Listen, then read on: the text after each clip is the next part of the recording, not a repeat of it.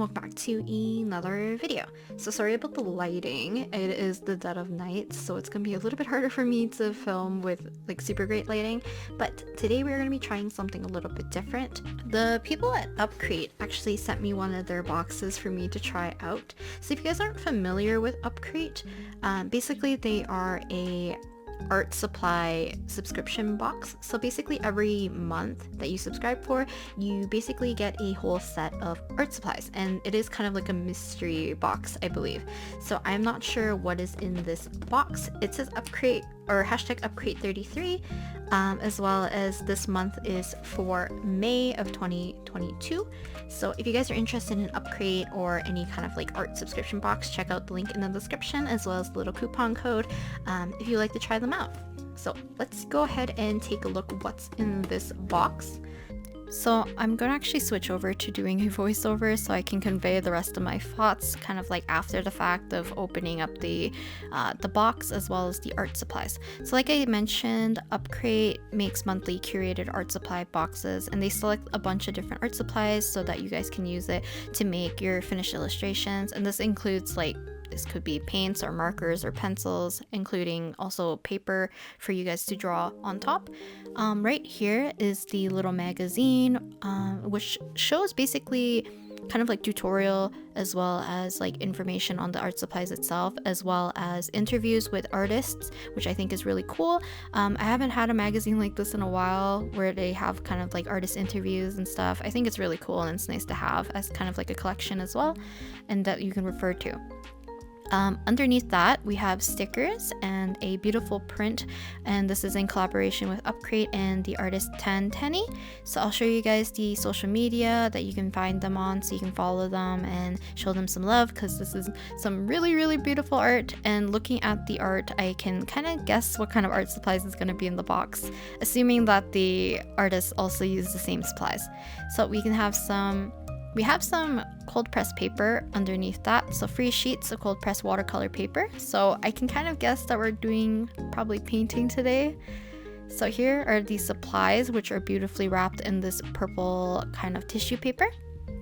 So yes, I can see already half pans and I see brushes. So I initially was super excited when I saw these supplies. So let's start with the brushes. So here is the Leonard size 0 brush. I'm not going to dive into too much about the details of it, but I really liked it because it's basically like just a round brush, and it's really beautiful to work with, especially for painting. Here's a water brush, and I believe on the end of it has like a piston thing that you can use to suck up the water so that you can refill it that way. Never had one like that, so very cool. And then we have watercolor paints. So we have Indian Yellow and Quinacridone Rose, I believe, were the two colors that was in this mystery box.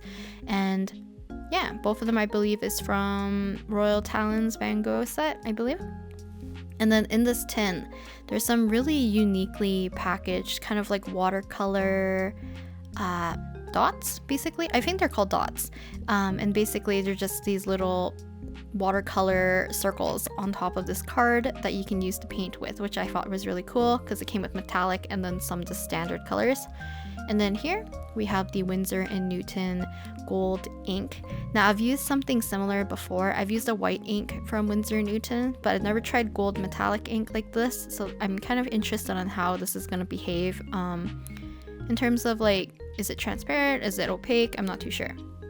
I wanted to show you guys also just close up and kind of more clearer footage, just because I decided to film this at least in better lighting rather than that dank lighting I had at the beginning. So here we go, just a quick run through, and then once we go through all of these supplies, I will go and do some swatching for you guys so we can test out the paints, because I think it's always important to test your supplies so we can see everything, basically. So yeah, I really love half pans, so I'm going to show you guys the half pan colors first out of its packaging. So here's the Quinacridone Rose, and then here is the Indian Yellow. So yeah, so what I actually really like about this particular color set is that you can get a whole range of color, because they added an orange as well as this kind of blue. I'm not too sure on the color names, but because we have like the primary colors already, we can get like a whole assortment of colors, which is really nice.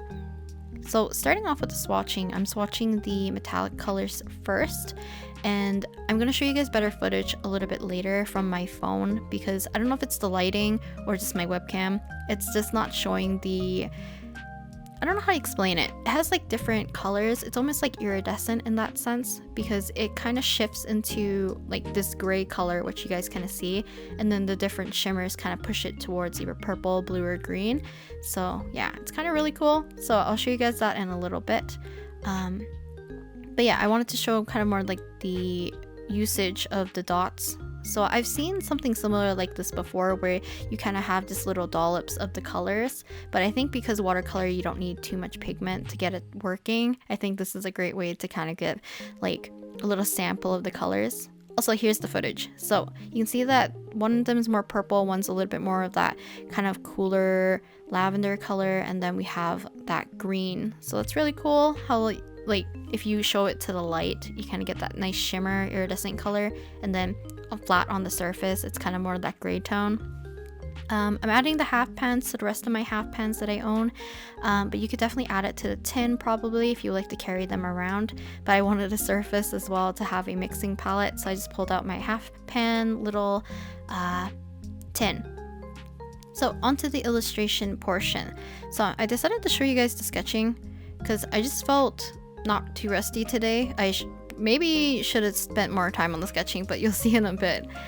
So I spent 20 minutes doing the sketch, and that includes the red pencil sketch and the just graphite sketch that I do on top of this. So I am drawing, why am I blanking on her name? Candace from Genshin Impact, because when I first saw the colors, for some reason like the gold and the blue really struck me. I don't know if it's because the blue was shattered in the tin due to transit. I was just really drawn to the blue and the gold. Now the blue isn't technically Candace's type of blue. Candace's type of blue is kind of more almost like indigo. Yeah, kind of more like indigo. Like even if you made it more cooler toned, it could go towards like navy. But the blue that I was given feels more like almost like a Prussian blue. It feels very vibrant and very more towards like the green side. So we're gonna have to mix a little bit to get the correct colors, or at least like closer to her colors. So I'm just doing kind of like a really simple headshot of Candace. I just really wanted to work with like gold detailing and stuff, but in the end I'm gonna add a little bit more gold to a different illustration. I am gonna be doing 2 illustrations today, so yeah, and I'll explain why in a little bit, because yeah, I don't use every supply for this first illustration. I kind of focused on the watercolors that was given, as well as this kind of brush, as well as the paper obviously.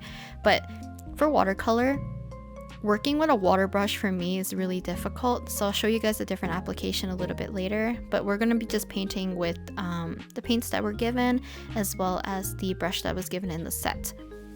So I tried my best to get her skin tone correct, so I'm going to correct it a little bit as we paint, because like I mentioned in previous videos where I'm painting skin tone, is that sometimes I paint the skin tone a lot lighter and I have to go back in and kind of darken it up or bring it up to like a certain amount of saturation that I would like, just because when I lay down the skin, sometimes it just appears darker than it is because the surrounding paper is white, until I add like maybe the clothing or the hair surrounding the face. I can better gauge how dark or how much saturation I need for the skin tone to kind of pop a little bit more. So I kind of ran into that issue because Candace's hair is actually fairly dark, so it made her skin look a little bit too pale. So I'm gonna start to warm up her cheeks and add a little bit more color back into her face, so at least she doesn't look too washed out.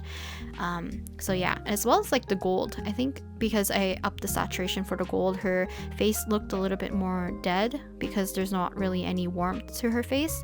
So I think it's also because like my mixing skill for painting is a little bit off, because I haven't painted in a while, and I should have probably done a little bit of testing to see where this blue lays with mixing with the red or the rose color. So I think that's another thing. So I was kind of glad that they added like a orange, because, or an orange color, because the rose is very cool toned in my opinion.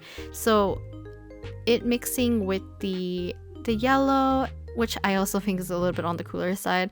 And then with the blue, which is on the cooler side, it kind of makes the skin tone look a little bit too cool. So I wanted to add a little bit more warmth. So I kind of mixed the orange with the quinacridone rose a little bit so that we can get a little bit more warmth. I don't know why. I think it's because like whenever I work with shadows, I immediately go towards like cooler colors and then kind of warmer colors for anything else, like highlights or just like trying to make things look a little bit more vibrant sometimes. Especially like when I was working with the gold and even her hair, the blue was too vibrant, so I would keep knocking it back by neutralizing it with the orange, and then I would take the rose color to kind of push it towards purple instead, because her hair is closer to that color rather than like a straight up like cerulean or like Prussian blue. So yeah, I kind of just hopped around. I painted a lot of the gold areas to the best of my ability. I started her hair a little bit so that I could see whether or not the skin tone matched, and then I did a little bit of the line work. And while I was doing the line work, I didn't realize how much I like shaved her jawline in. So you can see right here I'm trying to lift a lot of the color so we can kind of adjust it a little bit, but because I added pencil there, it's gonna be kind of visible for the most part, so I did my best to kind of budget a little bit so that it doesn't look like I just shaved off her jaw.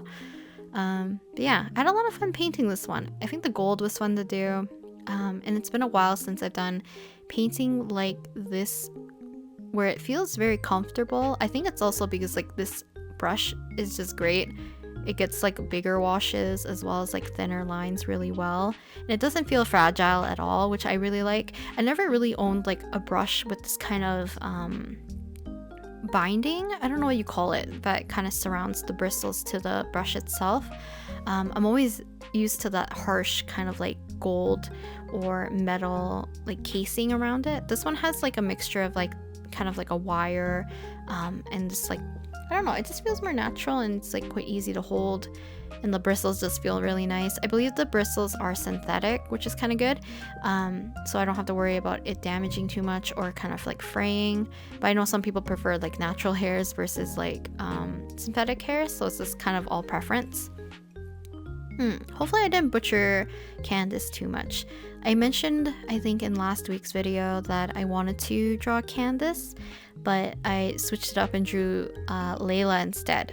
But I still want to draw Candace like with a digital drawing because I absolutely love her design. I don't know, maybe it's just like the browns with the gold and the blues look so pretty together. I don't know, I love having kind of like that warmness of like brown and gold along with like more of a darker striking blue. It just looks really pretty in my opinion. Maybe it's because it leans towards almost like that blue and orange, blue and yellow, or like we're getting to like turquoise to orange almost kind of territory where it's kind of like, I don't know, I've talked about like liking this kind of color scheme in the past before too. I didn't think too much about her clothing. I think I forgot to sketch in some things, so I was kind of adjust things as I painted, which I caused a little bit of an issue for her bust area. But yeah, I kind of just left it as is, and then I switched to a little bit more of opaque, darker paint so that we could do some of the line work, because at this point I was done painting everything and I just wanted to make it look a little bit more complete by adding some line work. And this is like the part where I get really nervous because sometimes I really like a painting, but sometimes the line work ruins it. But luckily this one, I think it needed the line work, and I think it helps kind of with the shapes of everything, because her hair gets a little bit lost on the sides due to like the longer portion and then the choppier-ish areas of her hair. Yeah, so far, like, I didn't talk about this at the beginning. I've never really used kind of like a art subscription box before, nor have I really like been down to use supplies that I wasn't like planning to use, if that makes sense. Like if they gave me markers or they had pencils or whatever, I would just use whatever they would given me, but I'm kind of glad it was watercolor. I haven't used watercolor in so long, and it's been nice being able to paint again. But you can see here I was trying to warm up her face once again. I thought maybe it was okay that I didn't have to darken her too much because I didn't want it to compete with the yellows. So I thought maybe it was okay. And the hair, I think I didn't do it as dark as it might have needed to be. But yeah, hopefully the contrast is similar to her actual design. I always get worried about how the camera picks up the colors as well. And for the metallic paints, I decided to add it to some areas of her hair, the background, and some of the gold areas. I think in the gold areas I did a little bit more subtly, so that if you were to tilt the paper, it would become a little bit more like iridescent, but it's not too much of like obstructing the whole thing like it is in her eyes, I feel like, or on her hair where it's like super opaque. But yeah, here is Candace showing you guys a up close version so that you guys can see the little shimmers from the more iridescent looking paint or the metallic paint. And how I adhered, I just have a masonite board and I just taped like globs of tape to the back so that it wouldn't, like I wouldn't need to do the borders, if that makes sense. But yeah, I'm showing you guys how you can fill up the water brush. And then I'm actually going to be doing something different. So I'm going to be filling up the water brush with mostly water and then some diluted ink, because I don't like using a water brush that kind of way where I don't know, I find it hard to control a water brush by using it to paint with watercolor. I know a lot of people like it, as well as like kind of like using the water brush for its purpose. Like I feel like it's more for travel, so you don't have like a water source with you, so you can't wash or clean your brushes, so that you just have like a one supply to use, which you can use as like for painting, as well as it carries the water with it. But I'm going to be using it so that we can do some ink washes for this illustration, which I am drawing Tsukasa Suo from Ensemble Stars, because I thought gold, and a lot of the members of Knights, which is like a group from Ensemble Stars, has a lot of like gold embellishments and stuff. So I just kind of went through a bunch of images to see if I could find a outfit that maybe I would like to just draw. So this is what I ended up with, and I'm gonna be an idiot in a bit and you guys see that I forgot to hit record for this portion, so apologies that you guys didn't see me do kind of like a good section of his hair, but I'm gonna do my best to show you guys the rest of it. Now I went through 2 different sessions of painting Suo, just because the initial washes that I was doing, the ink seemed very dark. Now I forgot about this. My Sumi ink, or like any kind of like ink mixed with water, you can't gauge how dark it is visually, because as soon as like the black hits the water, it seems so dark. But then when I was laying it down on the page and then it dries a lot lighter than you expect. So I could have went a lot darker with the mixture of water to ink ratio inside the water brush, but this is like one way I like to use it. I actually have like a lot of tinier water brushes where I filled it with my, I think it's like Iro, I don't know what it's called. It's like by Pentel. They have like some beautiful fountain pen inks, and basically I dilute that with water and put them into water brushes so that I could have some brushes on the go I can do washes with. So yeah, I think I prefer using it like this, in my opinion, just because I find it hard, like super hard to control painting with a water brush to watercolor, because it feels like the brush is always wet. This one actually did a pretty good job of controlling the water, which was really nice. So maybe one day I'll try it with just using watercolor in the water brush itself. But yeah, used it with ink this time. And then last things that I'm going to be doing is adding a little bit of gold embellishment with a brush and the Winsor & Newton gold ink. So I've been like in a really inking kind of mood recently, just because probably Inktober, so I had a lot of fun working on Suo as well, and maybe I'll do something like this in the future as well. I think this looks great with the gold, so really happy that Upcrate kind of pushed me to use kind of these gold and metallic paints along with the rest of the stuff. So be sure to check out Upcrate if you're interested, and check out the coupon code in the description. And thank you again to Upcrate for letting me try out their box, and I will talk to you guys next time. Bye!